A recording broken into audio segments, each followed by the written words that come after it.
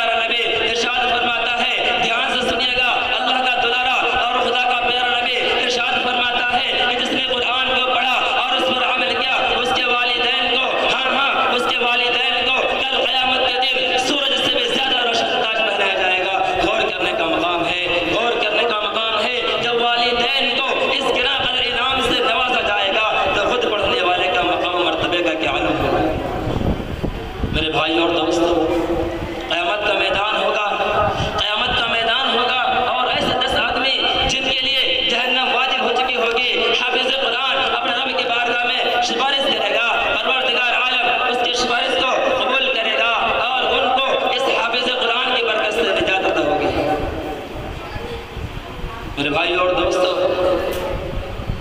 قرآن کریم و عظیم برکت اور سعادت